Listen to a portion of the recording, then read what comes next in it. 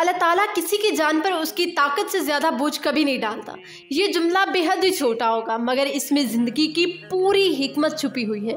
देखिए, जब इंसान पर मुसीबत आती है, दिल टूटता है, हालात बिगड़ जाते हैं, तो वो सोचता है या अल्लाह मैं तो बर्दाश्त नहीं कर सकता।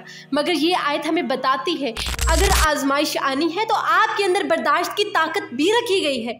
अल्लाह ताला जानता है कि मेरे बंदे के अंदर कितनी कैपेसिटी है, क्योंकि उसने हमें पैदा किया, उसने हमें बनाया, उसने हमें रिस्क अता किया, उसने हमें इस दुनिया में भेजा। वो हमसे बेहतर जानता है।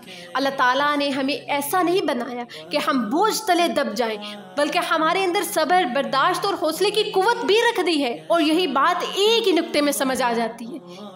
जिंदगी में कोई भी हाल हो, आसानी हो या सख्ती, अल्लाह के बताए हुए असूल कभी नहीं टूट सकते। झूठ बोलना गुनाह रहेगा, चाहे हालात जैसे भी हों। हराम रिज्क हराम ही रहेगा, चाहे फिक्र कितना ही क्यों ना हो। नमाज फर्ज ही रहेगी, चाहे आपकी मसरूफियात कितनी भी हो जाए। अल्लाह ताला ने हमें फ़राइज़ इसीलिए दिए कि हमें इनको उठाने की सलाहियत भी अता की है। अल्लाह ताला हम पे वो चीज़ कभी फ़र्ज ही ना करता, वो हमें देता ही ना जिसकी हमारे अंदर सलाहियत नहीं है। 5 वक्त की नमाज हो, रोज़ा हो, ज़कात हो, ये सब इसीलिए मुमकिन है क्योंकि अल्लाह ताला ने हमें इसके काबिल बनाया है, इसके लायक बनाया है। अब दूसरी बात क्या है, अल्लाह ताला कुरान में फरमाता है यानी हर नफ्स के लिए वही कुछ है जो इसने कमाया है और इसके खिलाफ भी वही है जो इसने कमाया है।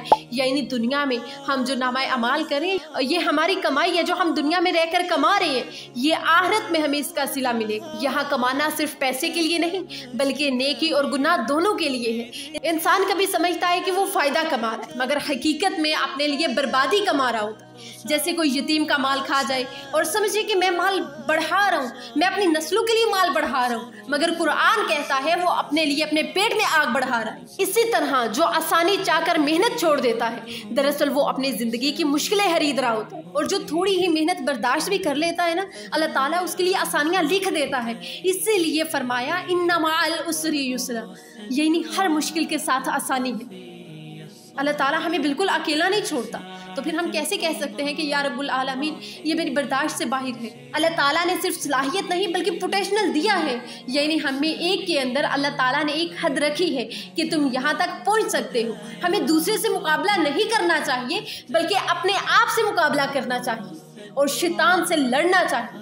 कल जो तुम थे आज उससे बेहतर बनना आपका जहाद है। अल्लाह ताला हमसे यही तो चाहता है कि हम अपने अंदर की सलाहियत को पहुंचाएं, इसे ज़ाया ना करें और अपनी ताकत को अल्लाह ताला की राह में लगाएं। जब बंदा अपनी जिम्मेदारी को समझ लेता है और दिल से ये मान लेता है ना कि मेरा रब मुझ पर जुल्म नहीं करता, वो मुझसे मोहब्बत करता है बल्कि मेरी भलाई के लिए मुझे आजमा रहा है, तो फिर वो कभी मायूस हो ही नहीं सकता। और अल्लाह ताला से वो दुआ करता है यानी ए अल्लाह अगर हम भूल जाए या खता कर बैठे तो हमें माफ़ फरमा।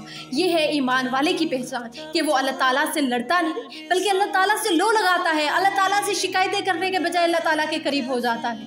मुश्किलें आए तो कहता है ए रब तो मुझे इतनी ही आजमाइश देना जितनी मैं उठा सकूं, और या रब्बुल आलमीन मैं तेरे ही भरोसे पर खड़ा हूँ। अल्लाह जालिम बिल्कुल नहीं है। अल्लाह ताला हमारी आजमाइशें हमारी बर्दाश्त के मुताबिक ही देता है।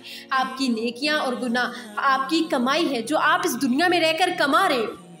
जिंदगी का असल मुकाबला आपके अंदर के नफ्स से है, ना कि किसी और से। लोगों की जिंदगी पर तबसरे करना छोड़ दे, अपनी जिंदगी पर फोकस करेंगे आप अपने लिए क्या कर रहे हैं। अगर आपको ये वाकई में समझ आ जाए ना तो आपके दिल से शिकवे ख़त्म हो जाएंगे और इनकी जगह एक पुरसुकून यकीन आ जाएगा, और वो यकीन और तवक्कुल अल्लाह सुब्हानहू व तआला पर होगा। जो कुछ अल्लाह ताला करता है ना वो हमारे लिए बेहतर होता है। तो अल्लाह ताला से दुआ करते रहा करें कि अल्लाह ताला हमारे लिए आसानियाँ पैदा करे। तो इसी के साथ अपनी मेज़बान जुलैहा इश्तियाक को इजाज़त दीजिए। इंशाल्लाह मिलते हैं नेक्स्ट वीडियो में, तब तक के लिए अल्लाह हाफिज़।